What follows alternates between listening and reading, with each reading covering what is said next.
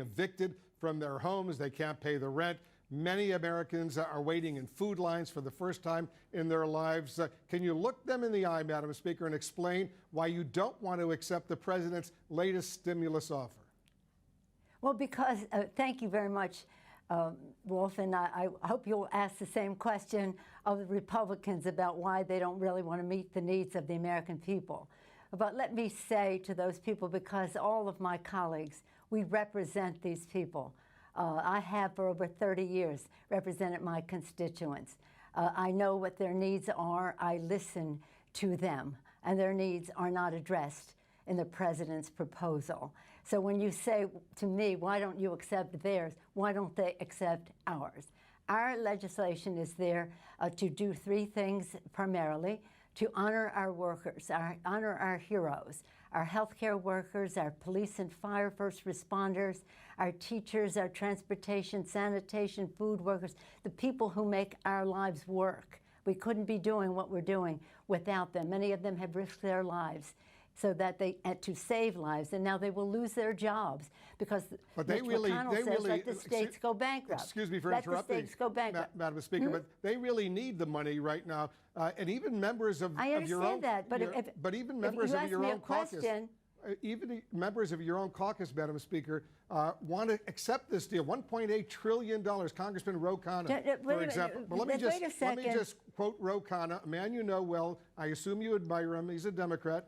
And he just said this. He said, people in need can't wait until February. $1.8 trillion is significant and more than twice the Obama stimulus. Make a deal. Put the ball in McConnell court. So what do you say to Ro Khanna?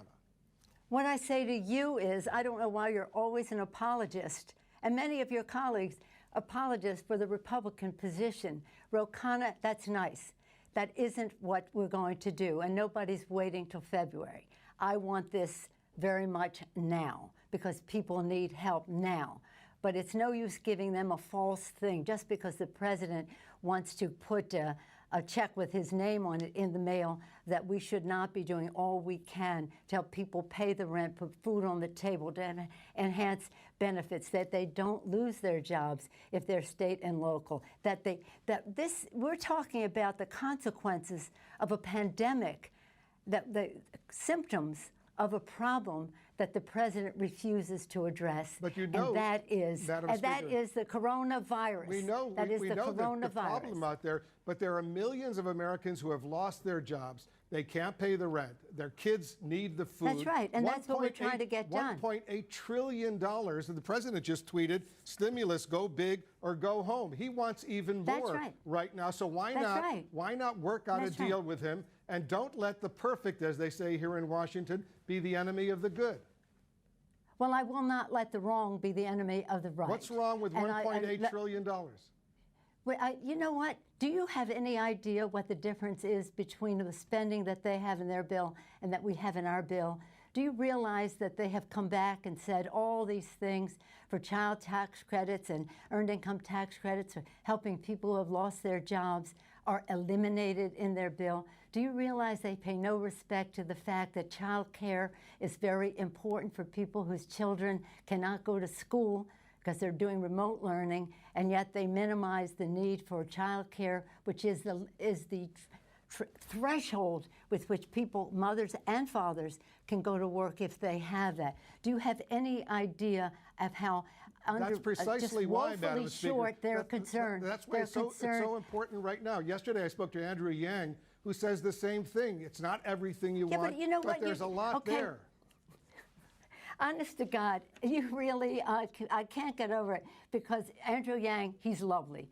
Ro Khanna, he's lovely. They are not negotiating this situation. They have no idea of the particulars. They have no idea of what the language is here. I didn't come over here to have, so you're the apologist for the Obama, excuse me. God forbid. Madam Speaker, I'm not an apologist. Obama. I'm asking you serious questions because so many people are in desperate need right now. Let me ask you this. Okay. When was the last time? Let me respond to you. Let me ask you, when was the last time, Madam Speaker, when was the last time you spoke with the president about this?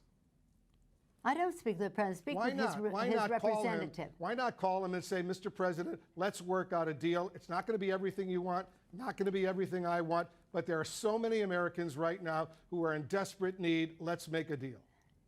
What makes me amused, if it weren't so sad, is how you all think that you know more about the suffering of the American people than those of us who are elected by them to represent them at that table.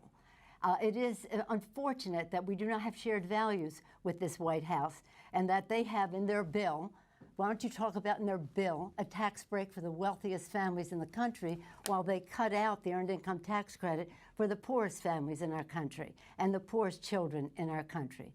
That we have to fight with them to get them to address the coronavirus crisis, because they have said it was a hoax, it was magical, it was a miracle, it was going to cure it. It hasn't. And that's why we find ourselves in this situation. I feel very confident about the knowledge that I bring to this, but more importantly, the knowledge that my chairs, our chairs of jurisdiction, science-based, academically documented, institutionally suggested in terms of what the cost would be to do it and to do it that way.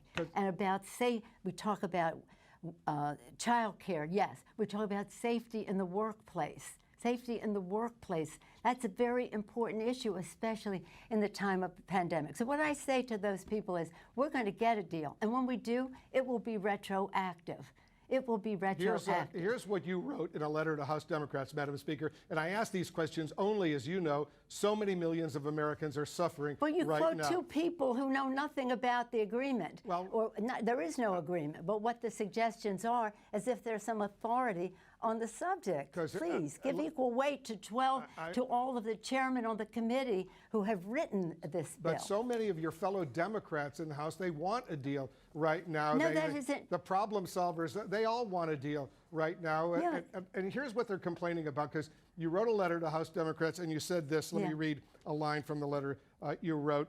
The president only wants his name on a check to go out before Election Day and for the market to go up. Is that what this is all about? Not allow the president to take credit if there's a deal that will help millions of Americans right now? He's not that important. But let me say this. With all due respect, and you know we've known each other a long time, you really don't know what you're talking about. If the plural of anecdote is not data. Yes, there's some people who said this or that.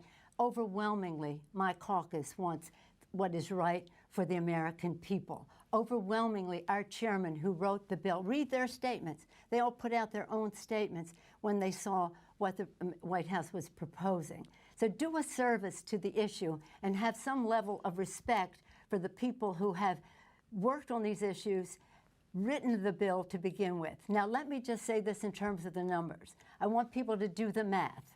We had 3.4, which would meet the needs of the American people for a sustained period of time, so that there was some certainty in what would happen. The Republicans said no, well, so we took it down $1 trillion by cutting the time. We took it down another $200 billion, so we're now $1.200 billion down. We came down to 2.2. At the same time, since tomorrow will be 5 months since we passed the bill, at the same time, because there was no resolution, Mitch McConnell said, let's pause. The virus didn't pause, and now we're at a place where we need more money. We need more money for PPP, for our small businesses. We need more money for our airlines. We need more money for our schools. So we have absorbed nearly $500 billion more of expenses still within the 2.2. I understand all of that, and I have only the greatest respect for you. So do the math. Madam Speaker, I have only the greatest respect for you. We have come down $1.6 trillion. $1.8 trillion. $1.8 trillion is a lot of money. The American people need that money ASAP because they're suffering right now. And I'm not saying it's perfect, but I'm saying... And you don't care how it's spent. I care, of course, how it's spent. But what I don't understand is why not talk to the president personally, call him up and say, Mr. President, let's get a deal tomorrow. Look, let me say this. The president has sent Mr. Mnuchin to negotiate. That's what we've done with other presidents. This isn't unusual. With President Bush, we did this quite a bit. because that's how you negotiate. And then you take it to the president. This Mr. Mnuchin, I think he has integrity representing his position. May I finish, please? But he has integrity representing his position, but his position has no integrity. They do not share our values. Have a little respect for the fact that we know something about these subjects. And there's a big difference between Democrats and Republicans in whether they want to give a big tax cut to the wealthiest people in the country in their bill, in the CARES Act. We tried to take it out in this bill. Instead, they took out earned income tax credit, child tax credit, expanded health benefits to UI benefits to the extent that it was agreed to before. Right. So this is, I have every confidence in what and the arguments that we make because it's based on science and documentation. Our chairs know their stuff. They know what they're doing, with all due respect to the kind of people you were referencing. And I welcome their enthusiasm. I welcome their interest. I welcome their originality of their thinking. But the fact is, we have a responsibility to meet the needs of the American people in a retroactive way, so they're not at a total loss. They are at a loss because the president has ignored the virus. I wish he would spend time on the fact that if he had not ignored the virus, we wouldn't be in the position we're in, but we are. And let me say about that also, I hope that I'm pleased that these pharmaceutical companies are taking the responsible position to halt and hopefully then resume. Because we want the public to have confidence in whatever therapies or whatever vaccines come along, that they will take them. Right. And to people who say, well, I don't trust Trump on that, if we trust the Food and Drug Administration for what they are doing, the scientists there who've been working 24/7 for months and months and months, excellent science. The science should call the shot, and when they do, we should all trust it. And let's hope they get more treatments. Let's hope they get a vaccine. And Madam Speaker, Yes. I certainly respect you, but I also respect Ro Khanna. I respect Andrew Yang. I respect members of the Democrats who are members of the problem solvers. They want a deal because so many people right now Well, are the problem suffering. solvers, by the way, don't have any earned income tax credit or child tax credit in their proposal either. But let's not go into that. Yeah, You we've gone evidently through do that. not respect the chairman of the committees who wrote these bills. I respect and all I of wish you. you would respect the knowledge that goes into getting Just get spit right out of them, and you just drop in and just smack the lip, whoop-ah, drop down, snap, meeting the needs of the American people. But again, you've been on a jag defending the administration all this time with no knowledge of the difference between our two bills, and I thank you for giving me the opportunity to say that to you in person. All right, Madam Speaker, these are incredibly difficult times right now, and we'll leave it on that note. Thank you so much for joining us. We'll leave it on the vote that you are not right on this, Wolf, and I hate to say that to you. But I feel confident about it, and I feel confident about my colleagues, and I feel confidence in my chairs. And it's not about me. It's about millions of Americans who can't put food on the table, who can't pay the rent, and who are we having represent trouble, them, and we represent them, getting and by we represent these them, long food and lines we that we're represent seeing. them. I know we you know are. them. I'm just saying. We represent them, and we know them. What do you think? I like turtles.